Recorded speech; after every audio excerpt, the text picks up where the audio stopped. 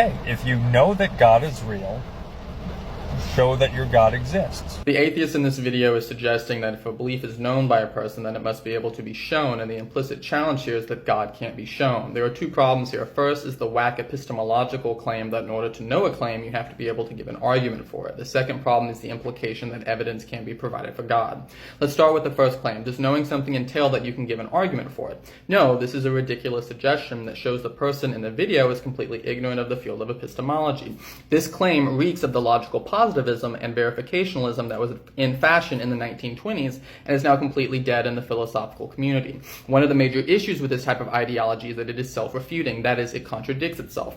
The reason for this is that the statement, in order to know something you must be able to show it, is itself a claim that cannot be shown to be true. And another issue with this epistemology is that there are lots of things that we all think we know are true, yet we can't show to be true. For instance, you likely believe that the world around you is real and that you're not simply in the matrix.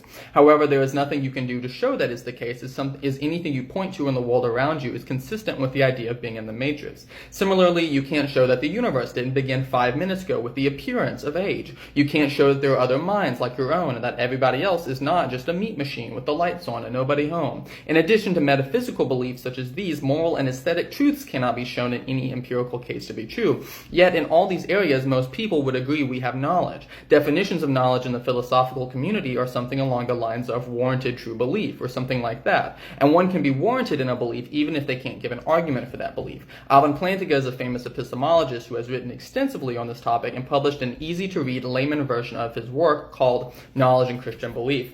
I want to briefly turn to the suggestion that God can't be shown or that we can't provide evidence for God. I think this is simply false. There is a mountain of literature in the philosophical, scientific, and historical communities of academia presenting arguments for the existence of God. The book Blackwell Companion to Natural Theology is a collection of essays on a variety of arguments for the existence of God written by the top scholars on those arguments. These arguments include arguments for God from the beginning of the universe, arguments from moral knowledge, from the fine-tuning of the universe, from miracles, and from why anything at all exists, just to name a few examples.